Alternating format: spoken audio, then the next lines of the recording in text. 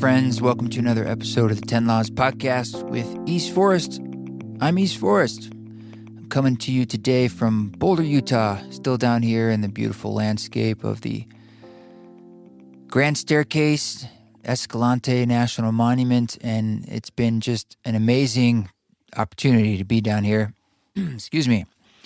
In these COVIDian times, I couldn't think of a better place to be. As a matter of fact, I kind of feel like the virus situation makes Boulder even better because there's hardly any tourists, obviously, and the roads are just locals, and there are very few planes flying overhead. So it almost has this vibe of like, how it was, or how the earth is supposed to be in a sense. Today, we have a really great episode. I have Denise Kaufman. She's from a band called the Ace of Cups, which is pretty cool because they are an all-female rock group that started in the 1960s in the San Francisco psychedelic scene. From 1967 to 1972, they were right in the middle of all that 60s cultural and social revolution. And they did, free concerts in Golden Gate Park and all sorts of stuff in San Francisco. They shared stages with the band, the Grateful Dead. They opened for Jimi Hendrix, and that was at the Monterey Pop Festival. So pretty cool time. And they've stayed connected, and they kind of started making new music again in the last years. And so now they're like 50 years later, still making rock music. So it's pretty badass. So Denise, as far as I know, she's a guitar player and harmonica player in the band, but there's 4 women in the band. And we get into it. We get into the stories of what that was like, what it is like, music making, and I just feel really honored to be able to talk with them. I actually was introduced to the band a little bit back when we were recording the saxophone for the Ram Dass album with Lorraine Weiss. And Lorraine had mentioned to me, hey, do you know about the Ace of Cups? And I have some friends in that band. You should chat with them. And it took a little bit for us to get connected, but I'm really glad we did. So thank you, Denise, for taking the time. I know you're going to enjoy this conversation.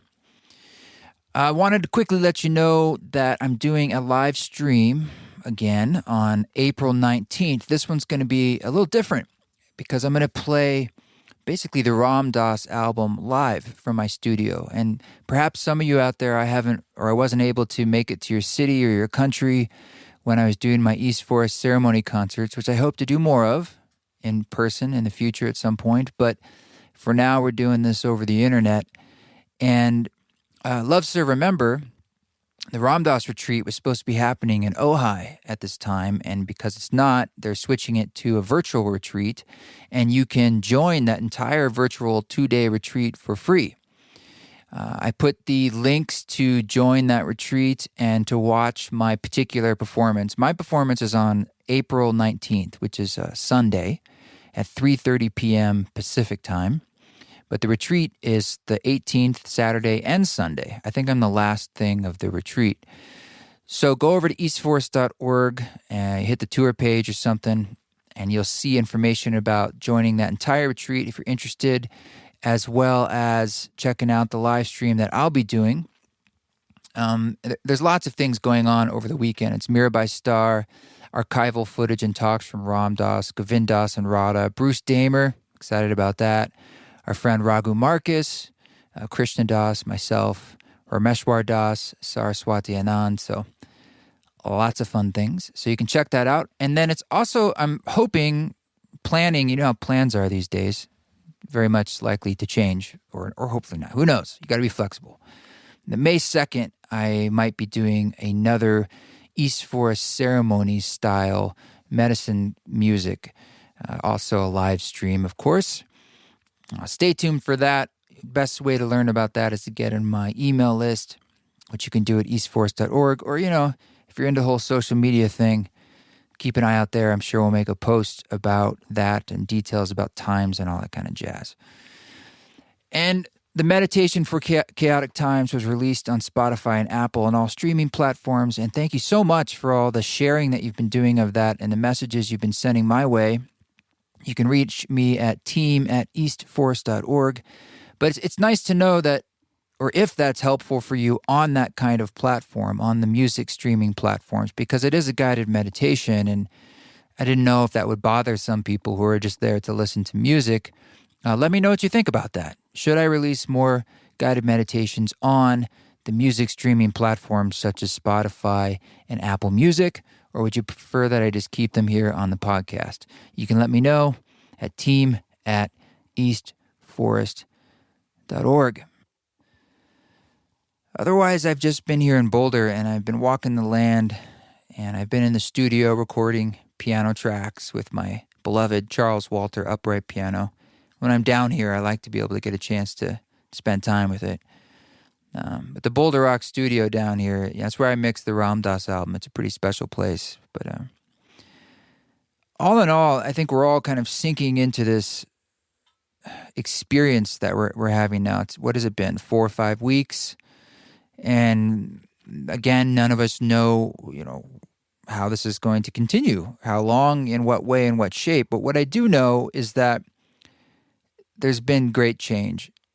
Something has died, and I feel this in myself where something new is emerging. And it's something that was always there, but it's something that I'm learning how to trust more and more.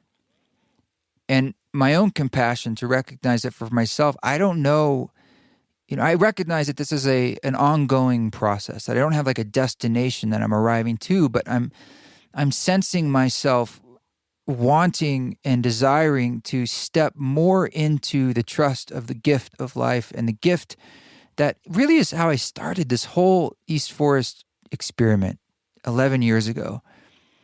It started from a deep psychedelic experience and me wanting to share the music I had created for that with other people. It was deeply enmeshed in the spirit of the gift. And that's how it all began. And I always wanted to keep that as the keel and the rudder of my ship as I moved forward with this project, and not to lose sight of that. And I've always found ways, or definitely tried to maintain ways to keep that energy throughout all the years. And no doubt there are times where that gets tricky or sticky, or you lose your way a little bit, but I try to always keep coming back to that. And recently, with all this change, and I've also had change on the back end of East Forest with my management, and I have parted ways. We've had an amazing experience for several years, but we made a change. And through that, happening at the same time as COVID-19 and the whole world changing, it sort of exacerbated many other aspects of my career and business changing. Obviously not touring and that income shift, but checking in with other team members that maybe I had been less in contact with, or talking to new people about coming on board, basically reinventing what is East Forest.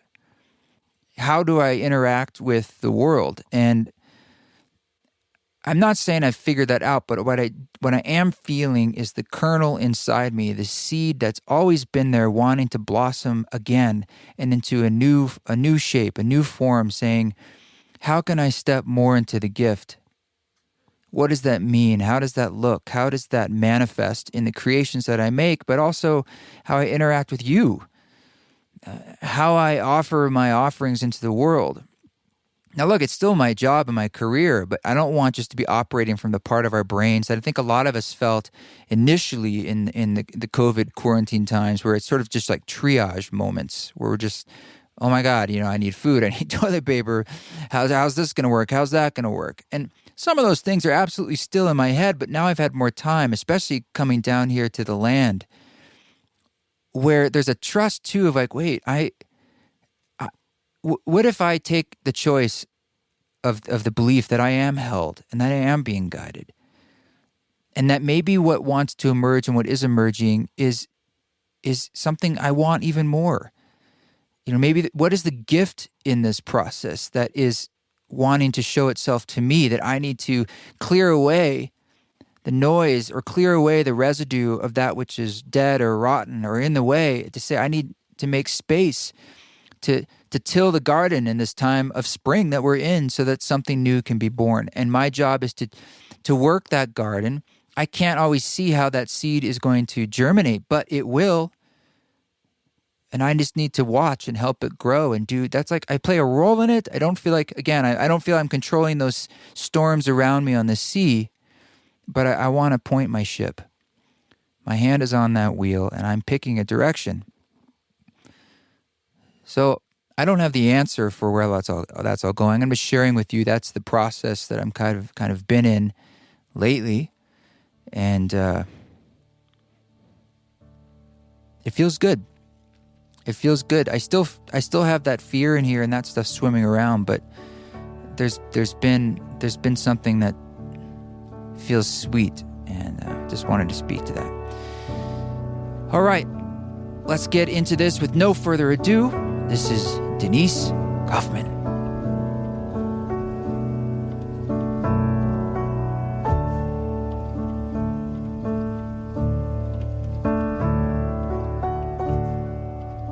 Did she tell you about how all that came to be? No. Like kind of the synchronicities? Can I tell you? I'd love to know. Yes, please. So I am friends with the woman who owns the house that she lives in Santa Fe, outside Santa Fe. Ivy, yes. Yeah, I know Ivy and Arthur. Yeah. I love them both. Yeah. And Ivy, a long time ago, was like, I have this place outside Santa Fe, and if you ever want to stay there, let me know. And there was a time we were going to Santa Fe, my partner Rada and I, to go to Meow Wolf for her birthday. And I thought we should see if we can stay there and see if she's home. She says, I'm not going to be there, but let me check in with my saxophone shaman friend who lives there. And she did, and said, yes, you guys can stay. And we did. And I show up, and it was like late at night, and Lorraine was busy working. And we kind of snuck in the guest house. And then the next morning I met her, and we just vibed out. And she's like, yeah, so, we're both musicians, we're talking. And I went into the other third building that was there with all the sound healing stuff, which is just like, it's like a dream come true for me. And we're in there just kind of chatting and playing with music, and I'm playing some little keyboard, and she picks up her sax and she starts playing it against this little keyboard I'm playing. And it was just like, wow. This is special. And I said, we've got to record. And I said, maybe I can come back or something. I'll bring some equipment. And we kind of just left it at that. And then the Ram Dass project, I was producing that over the year. And she hit me up and she says, I got invited to a wedding in Zion, which as far as southern Utah is concerned, even though that's 4 hours away, that's very close. Right. And I thought, damn, this is, all right, you got to come by to the studio. And she says, I don't drive. I have no way to get there. 2 more days later, she said, I found someone who's willing to drive me all the way there, stay there while we record, and then drive me up to Salt Lake to the airport. And so all these things were falling into place. And she came, and we gave her a place to stay, and we came down to the studio, and I said, okay, like, let's just make noise. Here I had some tracks for her, and we started recording. We just did one day of multiple songs.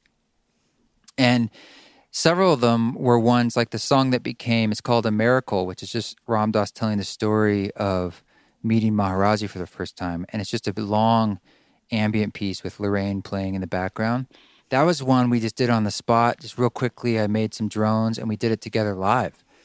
So a lot of things came into shape in the moment. And after she left, her saxophone, it's imbued with a kind of spirit and tone and femininity and soul.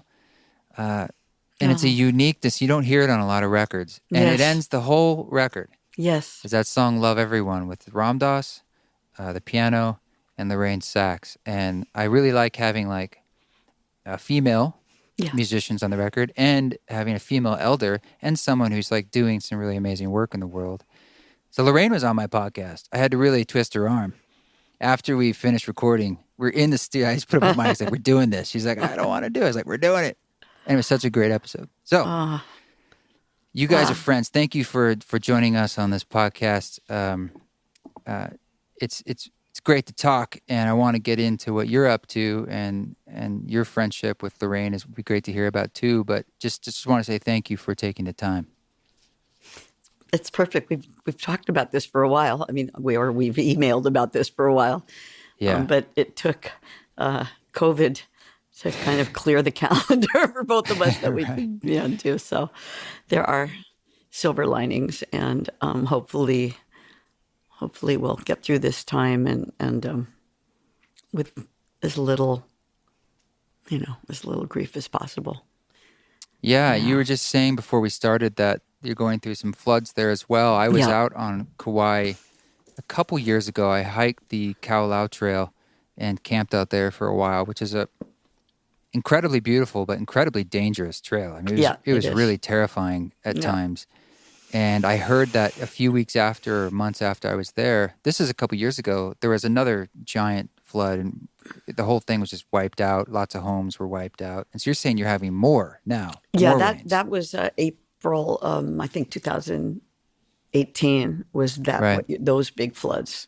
Yeah. And the floods that we had this week were somewhat in Hanalei, and actually, to tell the truth, because we've all been self-quarantining here, because I flew in about 2 weeks ago, so I haven't gone out to see anyone, and neither has my family. We've all been just at home. Right. So now, just today is 2 weeks. So today we could actually go to a store, but there's also a a curfew on the island and a request to not be on the roads unless absolutely necessary, because we have a small healthcare system here. Mm-hmm. And the less people that are on the roads, the less chance there is for some kind of accident. And that would be a demand on the first responders or on the healthcare system that we don't want. We want to keep all the energy available for COVID, which we have 12. We've had 12 cases, I think, thus far on the island, but they've all been either tourists who are now gone or residents who were on the mainland and came here, and there have been no hospitalizations. They've all been, shelter at home and recover. So we're really trying to keep. Yeah, it'd be great if, as an island, you guys could kind of have your own extinguishing of the virus sooner than everybody. Yeah, well, we've had thus far no community spread. And so we're just, everyone's really pretty much being super cooperative to try and not, not have it go downhill here. So, right. Yeah, we think we have something like 12 ventilators on the island. We just could not handle. We have 2 hospitals, really. Yeah, you have no choice. You've got to keep it under control. Yeah. So, and there's in the culture here, there's such love and respect for the elders. In here, it's the kupuna. So there's really a sense that's cultural here between the Hawaiians and the Japanese culture and the Chinese culture. All the people who have come here, the Filipino culture, that the elders are still revered and protected. So that's an And have you lived there? Has this been your home for a while? It was my home for 11 years straight, and then I went to LA to go to music school. And since those days, I've been going back and forth between our little family farm here in Kilauea, which is on the North Shore, and living in California. My daughter and son-in-law and my grandson was raised here, so we have a little family farm, and my family has a music store and a little performance venue in Hanalei, which is now closed because of what's going on, and we're hoping that it will survive, we're hoping a lot of small businesses here will survive this. Yeah, I know for me, it's like everything is stopped except for the things that are like this, where I can do by myself in the studio. But as far as performing, and I imagine you guys had some, because I know you were in the studio. I'm assuming that's why you're on the mainland, and you had to come back. And I was just thinking for myself, like if I was in a band, and that's how I was making music, that would be a big drag, because that's the one thing I can't do is gather as a group. Right. So has that been tough? We just finished our next album 2 weeks ago. So that's when I left and came here the next day. So because our band, everybody lives in different places. And so our central gathering place for Ace of Cups is in Marin County in Novato. And then we record in San Rafael at Laughing Tiger Studio. So our producer lives there. Our recording studio where we record is there. And our drummer and keyboard player live in that area. And then the other three of us, two live in Hawaii and one lives up in Northern California near the Oregon border, Weaverville. So we have a gathering place, which is Marin. And we did have gigs that were scheduled. Not too many are until the real kind of summer tour starts toward the end of June. And at this point, that hasn't been canceled. Lock-in Festival hasn't been canceled. And we're playing at Fur Peace Ranch, which is Jorma Kaukonen and Vanessa, his wife from the Jefferson Airplane, and Hot Tuna. They have a beautiful music camp and music venue called Fur Peace, Furteace, Fur Peace Ranch. So we'll thus see. far it's not canceled, but who knows? Okay. Well, let's take a couple people back, just give them some basic background and history so they know what we're talking about here.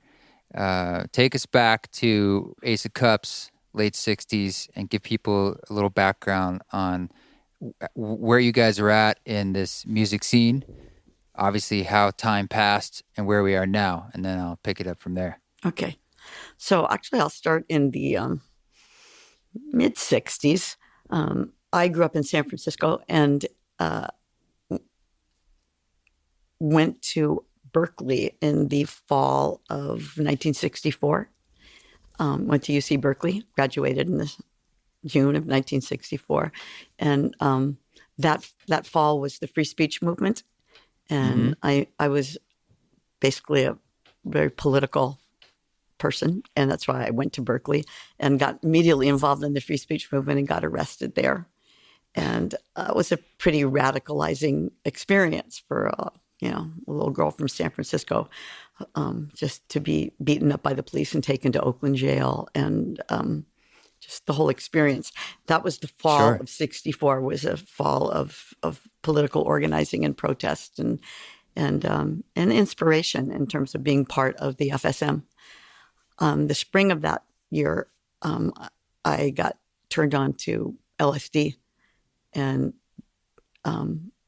that was a real spiritual opening for me, something I've actually been kind of exploring anyway for years through yoga and other things. How old were you at that first journey with LSD? I just turned 18 a few months before. Okay. Right. But I had a yoga teacher from actually a bhakti yoga teacher in San Francisco, but from the time I was 15. And I was always exploring other modalities of opening spirit. And so LSD was huge for me. So that was in the spring. And I started taking it pretty regularly. And I was also playing not in a band. I wasn't a member of the band, but I played with some guys who had a band in Berkeley. Yeah, they were called The Answer. They were all still in high school. They were great players, and I played with them some, and we took some acid together a few times, and we ended up going to a conference that our guitar player's dad was the organizer of. He was the head of the Starr King Theological School for the Unitarian Ministry, which was the national school for training Unitarian ministers. It's in Berkeley. And Dr. Samuel Wright was the head of school, and his son was in this band. So Dr. Wright invited us to come down to a conference that was their kind of annual conference of all the Unitarian ministers, and it came from all over the country. And we drove down to Monterey, California, which is where the conference was. And there was, as we drove on the conference ground, there was this multicolored bus on the conference ground, which we'd never seen anything like that before. And we drove up to it. Get on the bus. Right. And it was some people who said they were the pranksters. And we're like, what's that? Oh, boy. Yep. So this was now June of '65. And turned out that the keynote speaker of that conference was Ken Kesey. And so we spent the weekend there. I met Kesey that first night, spent the night on the beach with him. And the next week, he came up to my apartment in Berkeley, where I was starting my sophomore year with summer school. And he just said, "Get your stuff. You're coming to La Honda. You're going to be on the bus with us." Wow. And so I did. So that was my next year of life. We, had the band, the Grateful Dead was our band, and we traveled around doing the acid tests and the Trips Festival in San Francisco. And then the bus, Kesey got busted. Kesey and Mountain Girl got busted on the roof of Stuart Brand's house just before the Trips Festival. And that was their second bust. And so Kesey was facing pot bust. It was facing, significant jail time at that point. And so he staged a prank, a fake suicide, and went to Mexico. And a couple months later, I guess it was, the bus followed him. And I stayed in San Francisco because I wanted to play music. I didn't want to go to Mexico at that point. And so I joined a band, which later became Moby Grape. The guys in that band were from Seattle, and we played for some months, but it wasn't really the band for me. And I went back to San Francisco. We had been down the peninsula, and it was New Year's Eve from 1966 turning into 1967. And I went to a New Year's Eve party at the band Blue Cheer's house. And I walked into an empty bedroom upstairs, and there was a woman with straight blonde hair sitting on a bed playing blues on acoustic guitar.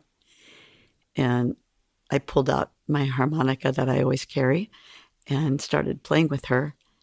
And we just had this rocking jam.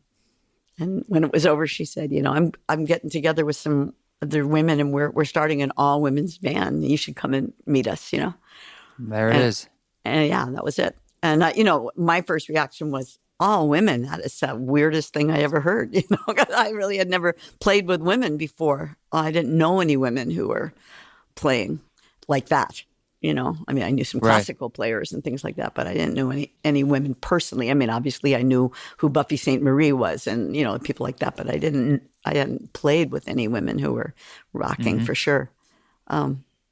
So I went over and met them, and we just started playing and writing from the get-go. So that was in January of 67. And within a few weeks, we had a manager, and we had, some real support. And by that April, we moved into a house that our manager and his friend helped us quit our day jobs and move into a house in Marin County and practice all the time and write.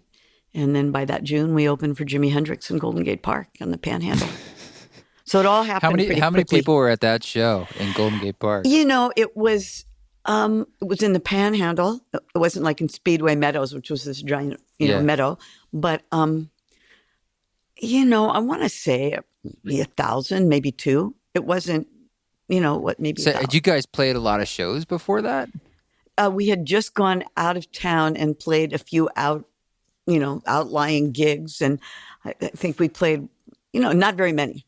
Were you nervous? Because we did or were you guys just kind of... I don't remember being nervous. The rest of the band had gone the weekend before to the Monterey Pop Festival because our friends, the Electric Flag, who had put their band together, they'd used our house for their rehearsal studio when they put that band together.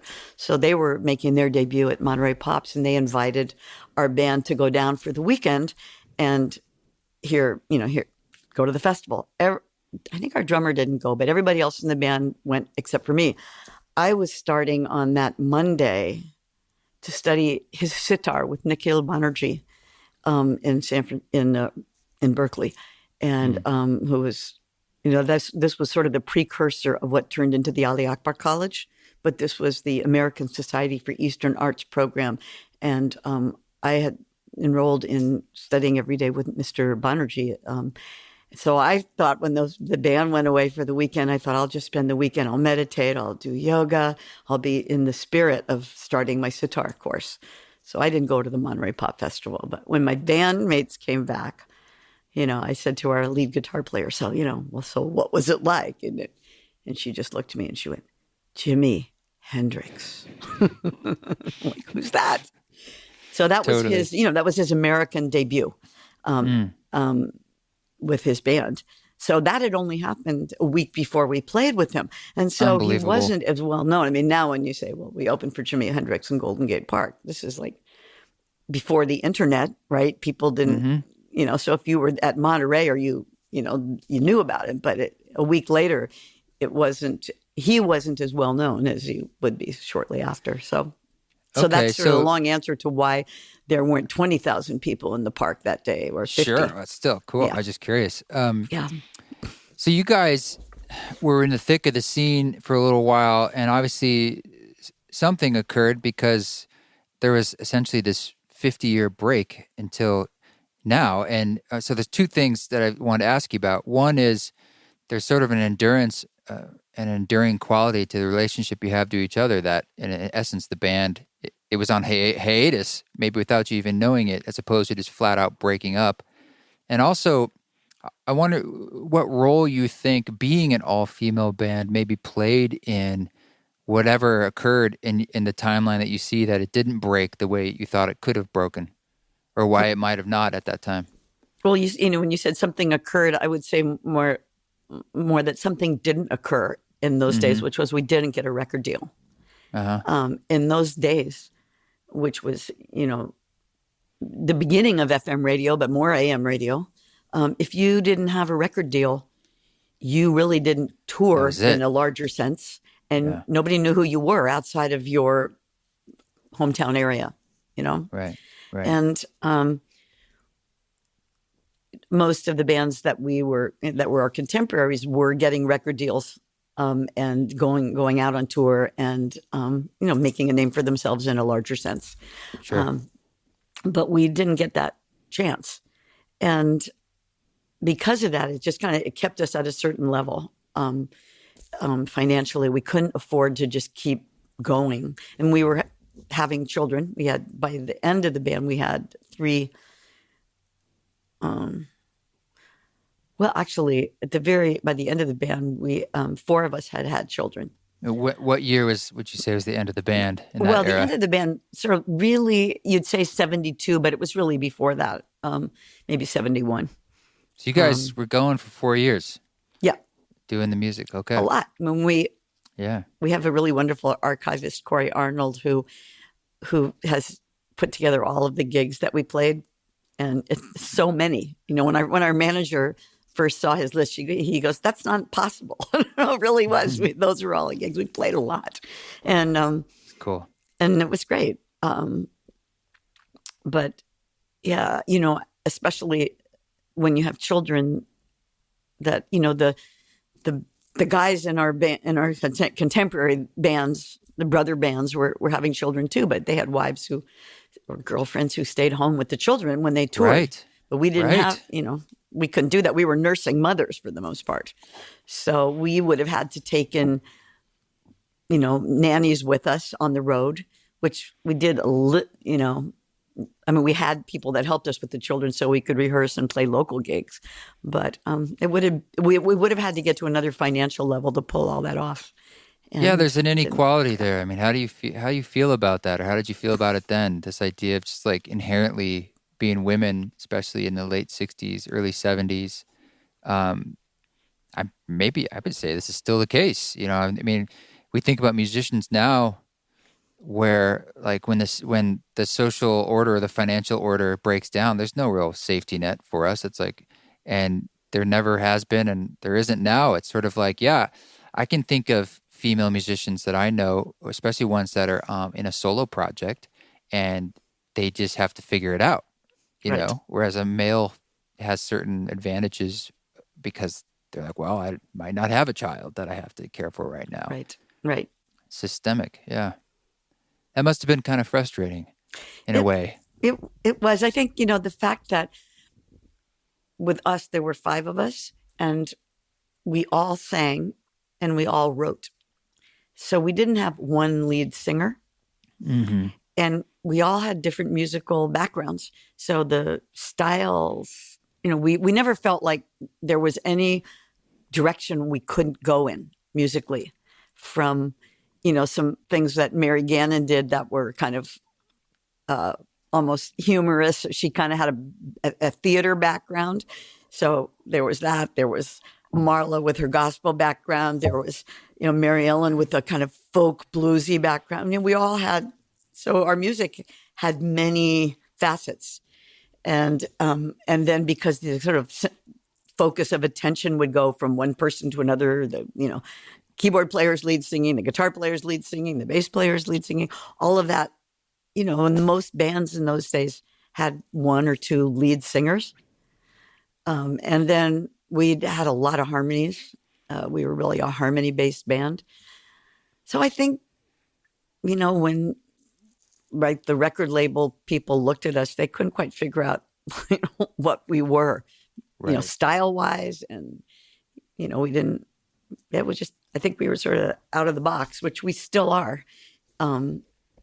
That's I'm sure an advantage now, maybe more than it was then. But what's different now, and what's maybe the same, after all the years? So first of all, you sort of asked about the 50-year hiatus, which was all through the years, because we did almost all of our music was our original music. Mm-hmm. We particularly loved to get together when we could in 2s or 3s or 4s or sometimes even 5 of us to play our own music, because really nobody else knew it, right? Mm-hmm. So there's a body of music that we loved that we could only play together. Mm-hmm. At least if you wanted to hear the harmony parts you wanted to hear, it's like you could sing it by yourself, but it was missing something. So when we'd get together through the years, it didn't happen too often because really nobody could afford it. We all lived in different places, and some of us were raising children, and we couldn't afford to all come together as much as we probably would have loved to. But when we could, we did. And then through those years, everybody kept playing music. So some of us were in different bands through the years. Others, Mary Gannon became a music teacher in Kauai here. I got together with some friends of mine from her, and we started a school. And later, Mary Gannon was the music teacher at that school. And then when she retired, her daughter was the music teacher at that school. And Mary Ellen became a mental health caseworker up in Northern California, way Northern California. But she was always in bands, either blues bands or country bands through those years. Right. Mm-hmm. Diane, our drummer, never stopped playing, was in multitudes of bands. And she's a great singer and a great drummer. But you guys kept a connection as so a group, we did. it sounds We like. kept for both each individually with music, and then with each other when we could. But in 2003, an English record label called Big Beat Music, which is a division of Ace Records in the UK, they had reached out to us, a fellow named Alec Palau, who was this amazing archivist of and archaeologist for great music of the Bay Area particularly, but American music in general of that era. He reached out to us to see if we had any archival tapes. And we did have this couple of boxes of reel-to-reel tapes that were basically rehearsal tapes or tapes made at a live gig by our road manager just so we could listen to them and improve. And then there were a few that were done in a couple of other situations. And so they asked if we had tapes, and we said, well, yeah, we do. They've been in a garage, gone through a hurricane, but we don't know what condition they're in, but we have these They tapes. sound gritty, probably. It's good. So the Alec Palau went through all those tapes, and out of that was the first release of the Ace of Cups music, which was just from these live tapes culled from, what sounded the best. It wasn't even necessarily the songs we would have chose to put on an album, but they were the only ones we had. That's what you had. And that album came out in 2003 or 4. It's called "It's Bad for You, But Buy It," which is a line from one of our songs. And that was the first time that people who had heard about us or read our name on a 60s psychedelic poster had really heard anything of ours, other than a couple of things that had been bootlegged. Is that on streaming platforms Yeah, now? it That is. particular album? Yeah. Cool. Yeah. And so one of the people who heard that record was a fellow out of New York named George Bayer Wallace, who is, late 49 years old now. And so he wasn't around in the 60s, but he has a huge passion for the music of the Bay Area and California, and nationally too, but the music of that era. And he had started a record label called High Moon Records that was dedicated, like a boutique label dedicated to finding these treasures that had either been released and had gone out of print or never released.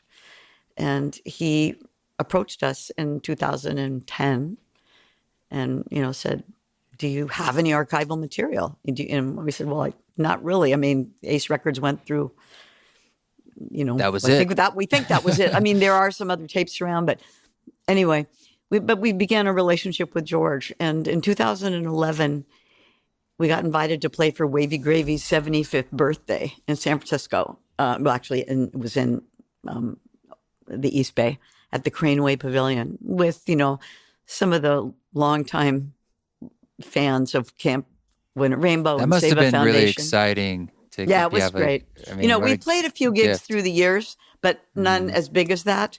And we just went for it. And because of George, he said, if you want to play that gig, I'll rent you a house and I'll rent you a rehearsal studio for, a couple of weeks, and you can come together and you can play that gig. So we did. And out of that, George, it was, obviously, it was the first time he met everybody in the band except me. I'd already met him, but he also heard us play live, and he was enamored. He was inspired. And after that, the three of us, our guitar player, Mary Ellen, and our drummer, Diane, and myself, felt like we wanted to keep playing together, and George helped us make that possible. So for the next couple of years, we'd come together, we up from our separate places we lived, and, rent a rehearsal studio and write and play for, 4 or 5 days, every couple of months. And we started writing a bunch of new material, and we'd send it to George, with our iPhone, just like, listen to this song, And after about 2.5, 3 years of that, he just started saying, you guys have to go into a studio. And his record label had only done archival material. So he hadn't, produced an album or executive produced an album, because that wasn't what their mandate of their label was. But because we never had been in the studio to make that album that he could re-release. We didn't have it. So he said, you never got the chance. You need to get the chance to do this. So great. I know, he was amazing. So we went in the studio and we started recording. We found our amazing producer, Dan Shea, through Diane. Diane knew him. He grew up in Marin County, but then had moved to LA and produced or been on, co-produced or been part of the albums of a lot of people whose names He's, really had a beautiful career with, Mariah Carey and, J-Lo and all, all kinds of people played on, So but he was from Marin County, and he grew up, basically up on Mount Tamalpais. And Evelyn Cipollina was his piano teacher, who was John Cipollina's mother, who was the lead guitar player in Quicksilver. So we all had a lot of synergy and overlapping connection. Even though Dan was younger, he was at gigs that we played. So he doesn't remember us. He was a little boy. But so he became our producer, and he really took us through the process because, as a band, we didn't have much, when we recorded background vocals for bands in the 60s, which we did for Airplane or Mike Bloomfield or Quicksilver, we would stand around one microphone and sing background vocals. That's the way it was done. You could still do that. Right. But, we hadn't been doing our songs, and we hadn't been recording our instruments and all that. So Dan Shea, took us through this process. And we started thinking we were going to record 12 songs. Dan got all immersed in all of our music, all the archival tapes that we had. And then we were sending him, songs that we'd written in the intervening years. And we started out with 12 songs, and then we would we say to George, okay, George, we have to choose between Simplicity or, Dressed in Black. And he'd say, you can't, you have to do both of those. You have to, and then so it went from 12 to 16 to 25 we recorded 36 songs. Killer. And we released a double album about 15 months ago, our first studio album, our debut album, studio material. And now we're finishing the second one, which is some new songs that we've recorded in the last few months and some that were part of the original group that we were recording a couple of years ago. And then we'll have a third one out in a year. So are there any other like all-female bands that you've had camaraderie with, like Slater-Kinney, or I know labels like even Kill Rock Stars and Portia Sabin and stuff are we kind of haven't advocates really for this? met some of those younger women. I mean, I'm in touch with the June Millington from Fanny. Mm-hmm. Fanny was in the Bay Area. They came just a little behind us, in terms of their notoriety. Right. And they were based, I think, originally in Stockton and then in San Jose. Great band. And they did get signed. They were kind of the first band of women that we had ever heard of who got a record deal. And they were just a couple of years behind us and all that. But I think we were just a little too early and a little too hippie. And, Now you can't be hippie enough. Yeah, it's like bring the hippie on. Right. When you're recording, I guess that was like 10 years ago, or whenever you started doing it in earnest in this later session. Let's see. The album came out in 2019 and we recorded from 2015. Was there anything about it that was bittersweet? Like now you're coming from whole different perspectives in your lives when you're writing music than also the era in which you're writing it. Like how does it feel different now to be writing to the times that we're in, but coming from a band that you started in the 60s, which is a different time period. But at the same time, that was the beginning of this sort of age of Aquarius, which you could argue we're still in it. If anything, like what's happening right now with the coronavirus is just another cute manifestation of the same larger wave of change. So how does that writing process feel now for you guys? Well, there's something we fall into that is just familiar in terms of when we work up harmonies and things like that. We just, there's something that's, we just know each other in that way. And there's something timeless about it. And it's not bittersweet. It's just sweet and amazing. I love that.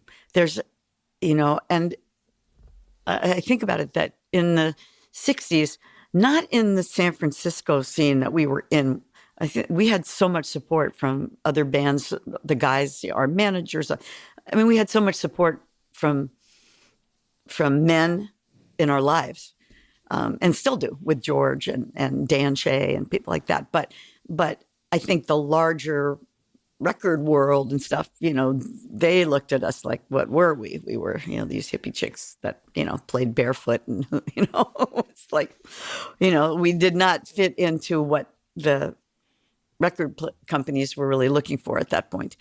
I think now, so we didn't experience much sexism. I mean, sure, at moments, and culturally, there were definitely some things in roles of women, even hippie women, that when you look back, you go, you didn't really wash that many dishes, I mean, we did. But whatever it was, now the thing that I think that we're facing, and I can give you some examples of it, is ageism.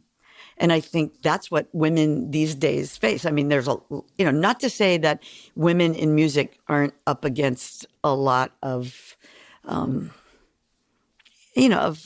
misogyny, because it's in the culture. And, just the notion of, say, what rock music is, or, if you want to go to a genre, rock music as defined by men, there's ways to rock that are maybe more like inerrant to some women, or at least maybe a lot of women, that they're still rocking, but it's got a different flavor and a different kind of accent or a different focus. Depth in a way. Maybe it's sort of the masculine definition of rocking out versus the feminine. It's like you can embody that masculine rock out, but then there's this all these other layers and colors of what is rocking out. And, I think, That's awesome. Sure, there are women who are incredible shredders on guitar, but, for us at least, that was really balanced out by harmony and it's got a different flavor. And so, and still people I know, we've done, interviews with on radio stations and stuff where women have DJs have just said, yeah, there was all these rules that you could only have one woman an hour on your programming. No way. They were like totally, and now it's the opposite. I feel like it's like you can only have one white male. I have two men. That's my problem. Is like I want to find more women and people of color on my podcast, and I always actively am seeking that out as a way of trying to keep balance, and that can be a criticism I get. It's like, wow, a lot of guys, and I'm like, I know. There's a lot of I think male there may musicians be some of that, and that it's sort of affirmative action, isn't it? Mm-hmm. Yes. Like it's and keeping diversity and the voices out there. Right. So you can get in your own silo of myself being a guy and a white guy. It's sort of like, I guess those are a lot of my friends. And so I need to do my own work to diversify what I know and what I reach out to. Yes. So. Yeah, there's a bit to make up for. And there, I'll say. Yeah. And so for us now, given that there are so many amazing women playing music, and that daughters and granddaughters are out there with their bands, and like most 12-year-old girls have, at least many of them have their own bands already, and so my friends, the band Raining Jane, they have a girls rock camp that they run every year in Los Angeles, and there are those all over the place, and so there's a lot of nourishment for girls to write and play and step out. What there isn't is a lot of support for women, older women in music, certainly, but also in every other field. Actors get sidelined, and it's somewhat starting to change. I think maybe I don't know how much it is in film, but I know even in art there are women artists whose paintings are finally being shown. They've been painting for 80 years, or they're 80-year-old artists, and it finally, and poets whose, or writers whose books were kind of overlooked in their, the era when you would have thought they would have gotten a chance, but now their poetry is out there. So I think that's starting to happen. But, in the music world that we're in, it's rare. And we face, we had an interesting thing happen, if you want an example. So our album came out in 2019, and we submitted for the Grammys for that Grammy cycle.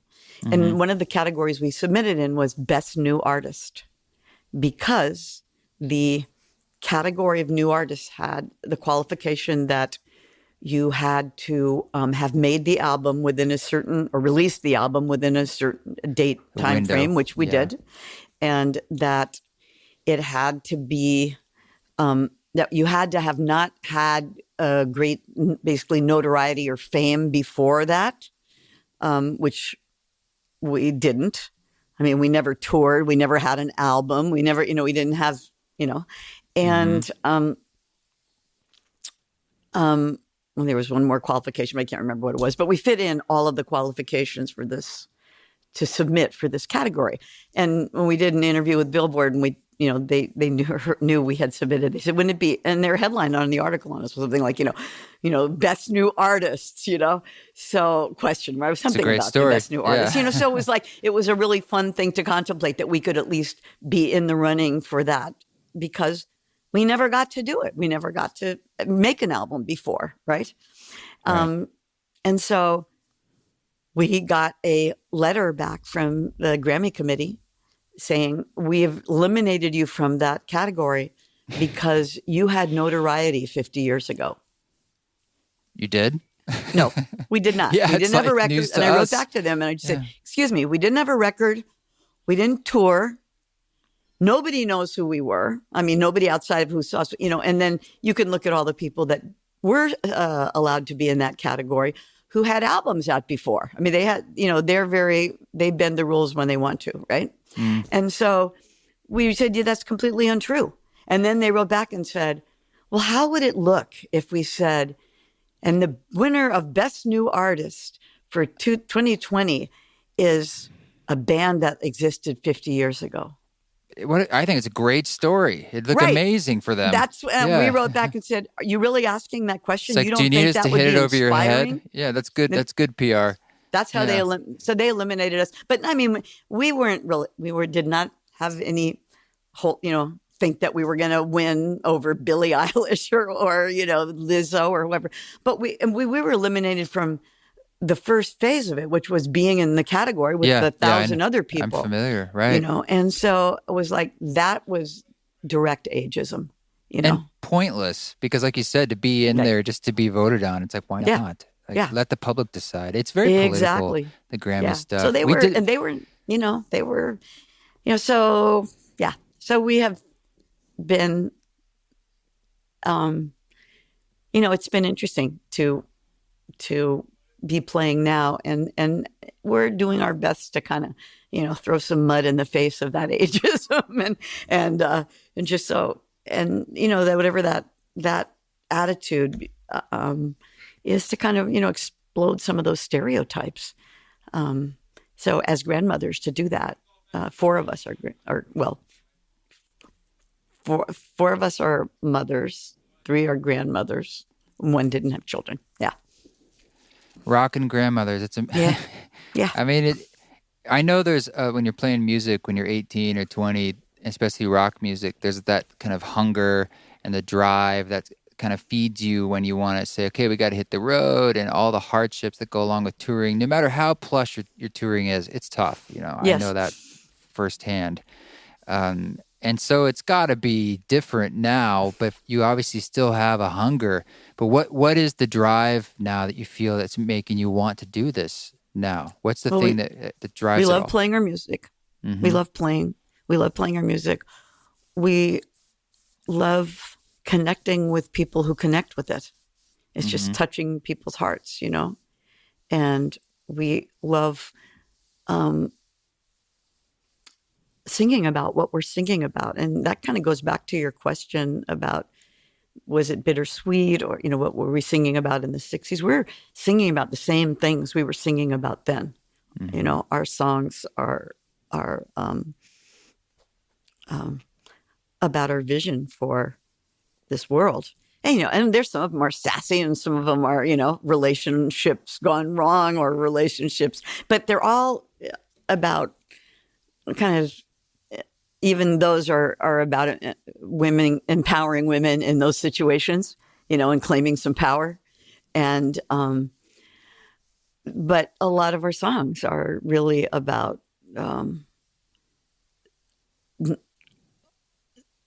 the oneness that we all are, and living that way, and what really matters. And so we want to sing about those things. We write about them. We want to sing about what matters in our hearts. And music is our, very primary way to communicate as a band. And we think our songs are more relevant now, and people I could are absolutely looking, see that. Yeah. People are looking for, and we've had a lot of people that reach out to us online, even as well as at shows, but people will write to us from all over the world and just say, I knew there were women playing in those days, but we didn't know what they were singing about. We didn't know what this music was about. That we knew there had to be women playing. And, it's like, it's what you were talking about at reaching out for diversity. It's like, who are the voices defining a time or expressing a time? And if they're only a certain group and some are marginalized, you want to hear, who are those people? Yeah, and who are the people? gatekeepers who are deciding who, Yes, like you said, if you didn't get the record deal, then it that was voice them. isn't heard. And it's like other people are making that decision. Yeah, It's not exactly. really just the public Right. always.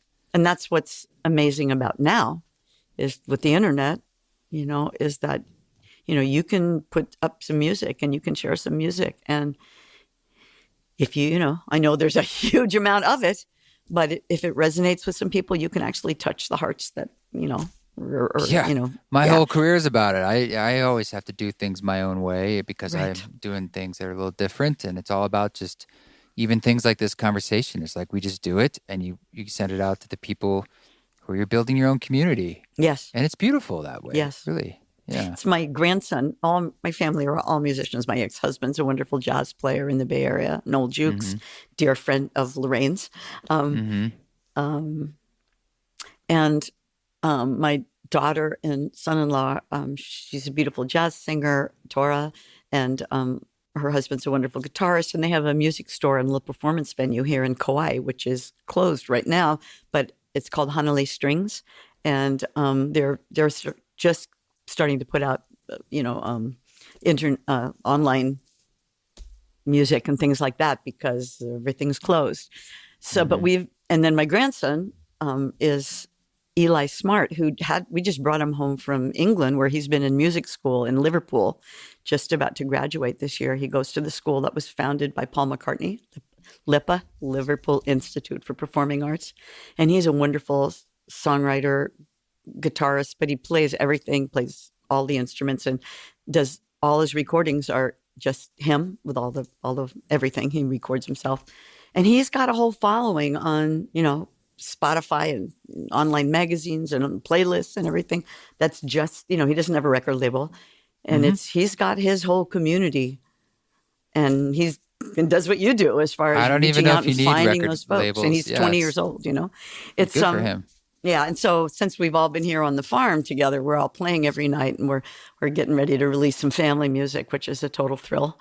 But I look at what he's doing, and I'm in awe of his musicality and the roots that he has musically, because he has all of us. He never had a chance to do or be anything else, is the truth, in our family. So he just picked it up for the time he was born. And but it's inspiring to see the generations unfold, and he's I'm learning a lot from playing with him. Well, it speaks a lot to the endurance of the message or the purity of what you were singing about long ago that is still what you're singing about now, and it shows you that it wasn't just a fad, it was something really true to you. And I just am glad you guys have decided to stay true to your heart and stick with it. And now here you are in continuing to enjoy it. And it's in some ways it's a celebration of art itself, just being able to continue across the decades and across different time. I was going to say that one of the things, because Mary Gannon and I from the band both lived on Kauai, came here.